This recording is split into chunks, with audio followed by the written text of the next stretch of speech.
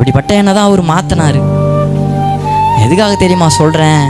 அதெல்லாம் விட்டு தூரம் வந்து நான் ஒருத்தருடைய அன்பை ருசி பார்த்து உங்ககிட்ட பேசுகிறேன். நீங்களாவே உங்கள் வாழ்க்கைக்கு ஒன்றை சூஸ் பண்ணுவீங்கன்னா நிச்சயமாக அது ஒரு நாள் இப்படிப்பட்ட ஒரு சூழ்நிலையில் நிச்சயமாக வந்து முடியும். ஏன்டா இப்படிப்பட்ட ஒரு வாழ்க்கை வாழ்ந்துட்டோம், நம்ம செத்துடலாம் போலையே வரும், நிச்சயமாக வரும். அதில் எந்த மாற்றமும் இல்லை.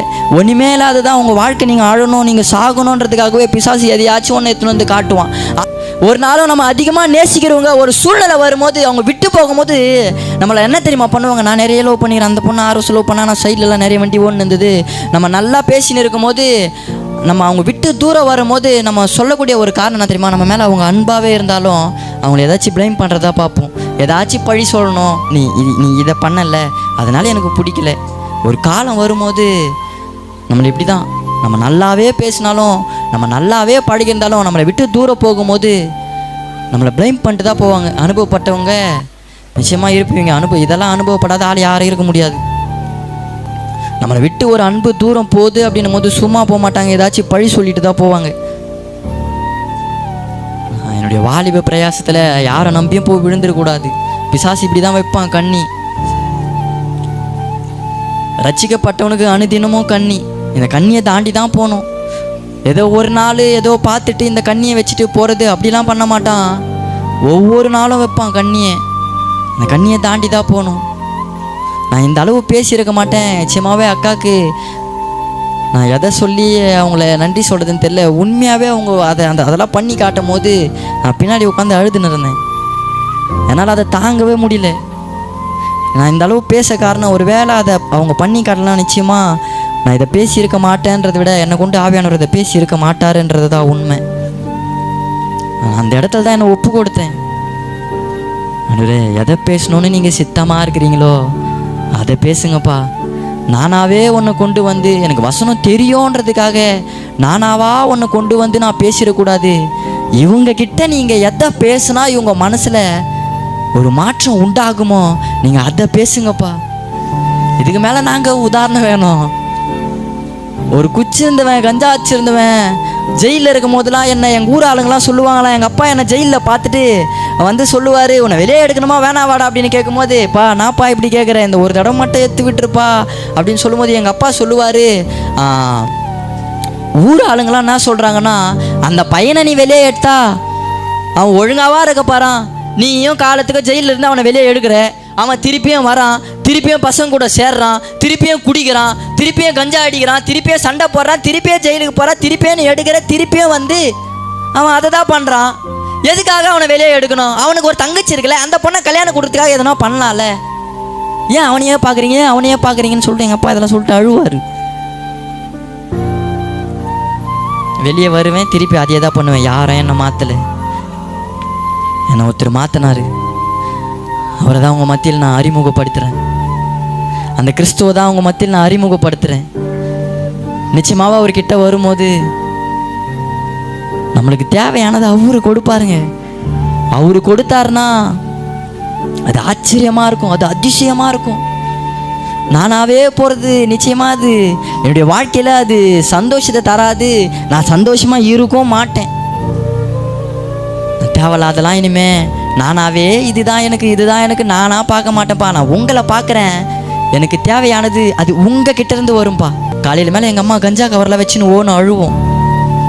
நாடா கவர் இது எங்கள் அம்மாவுக்கு தெரியும் அது கஞ்சா கவர்னு. காலையில் வச்சுன்னு அழுவோம்.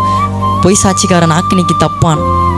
ஆணுடைய வசனத்தை சொல்லும் போது பொய் சொல்லுவோன்னு நீங்கள் நினச்சிங்கன்னா அது உங்களோட போட்டோம். காலையில் கஞ்சா கவர் வச்சுன்னு எங்கள் அம்மா அழுவாங்க. நைட்டு வந்து நான் போதையில் அப்படியே படுத்துருவேன். காலையில் அந்த கவர்லாம் வச்சு எங்கள் அம்மா அழுவாங்க. என்னடா கவர் இது, ஏன்டா இது அம்மா எத்தனை போய் அதை எங்கன்னா சொல்ல முடியுமா? பையன் வேறு ஏதாச்சும் தப்பு பண்ணால் பக்கத்து வீட்டில் போய் சொல்லலாம். இவன் வந்து இந்த தப்பு பண்ணுறான், கொஞ்சம் பேசுங்களேன், எங்கள் சித்தப்பா ஊழியர்கள்லாம் அவர்கிட்ட சொல்லலாம், நம்ம பையன் இந்த மாதிரி பண்ணுறான், கொஞ்சம் பேசு அப்படின்னு பேச வைக்கலாம். ஆனால் கஞ்சான்னும் போது அது யாருக்கிட்டையும் சொல்ல முடியாது.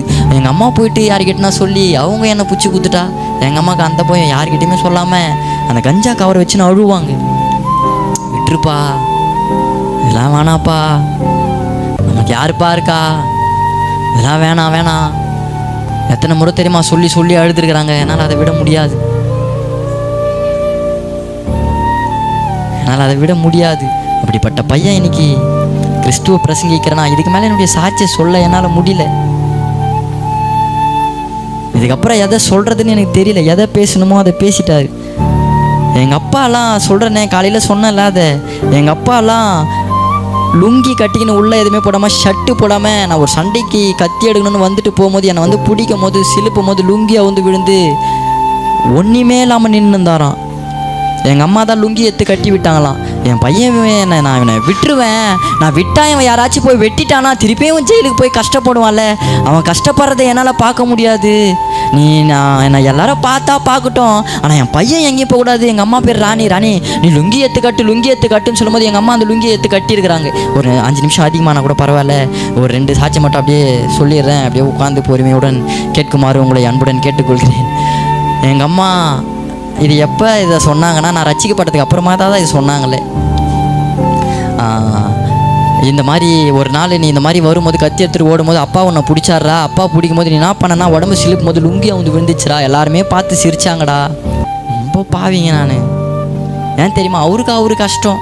ஜெயிலில் இருக்கும்போது, கொரோனா டைமில் ஜெயிலில் இருக்கும்போது எங்கள் அப்பா கொரோனா வந்துட்டு இருக்குது போல், அவர் ஹாஸ்பிட்டலுக்கு கூட போகல. ஹாஸ்பிட்டலுக்கு போயிட்டு எங்கள் அப்பா தான் என்னை வெளியே எடுக்கணும். எங்கள் அம்மாவுக்கு ஒன்றும் தெரியாது. எங்கள் அப்பா தான் எல்லாமே கொஞ்சம் தெளிவாக இருந்து பார்ப்பார். அப்படி இருக்கும்போது அவர் கொரோனா வந்துச்சு அப்படின்னு சொல்லிட்டு அவர் உள்ளே போயிட்டா என்னை வெளியே எடுக்க முடியாதுன்றதுக்காகவே எங்கள் அப்பா அந்த கொரோனாலையும் ஹாஸ்பிட்டலுக்கு போகாமல் வீட்டிலே இருந்திருக்கிறாரு. என்னை வெளியே கொண்டு வரத்துக்கு ஜெயிலு உள்ளே வரும்போது என்னை உள்ளே இருந்த வார்டன்லாம் சூப்பர்நெட்டெல்லாம் என்ன சொல்கிறாங்கன்னா, இவனை காலையில் அனுப்புகிறேன்னு சொல்லும்போது எங்கள் அப்பா அப்பயே காசு கொடுக்குறாரு. காசு கொடுத்து கூட அதான் நான் பெயில் ஆயிடுச்சுல, காசு கொடுத்து கூட நான் நைட்டோடு கூட்டின்னு போயிடுறேன், என் பையன் ஜெயிலில் இருக்க வேணான்னு சொல்லி காசு கொடுத்து கூப்பிட்றாரு. வீட்டுக்கு வரும்போது இரும்பினே வராரு. அப்போ வீட்டான வந்து சொல்கிறாரு, கொரோனா டைமு நிச்சயமாக எனக்கு கொரோனா தான்டா, ஆனால் நான் ஹாஸ்பிட்டலுக்கு கூட போய் செக் பண்ணல. ஏன் தெரியுமா, நான் ஹாஸ்பிட்டல் போயிட்டேன்னா உன்னை யாரா ரிட்டன் கூப்பிட்டுன்னு வருவா, அதுக்காகவே போகலடா.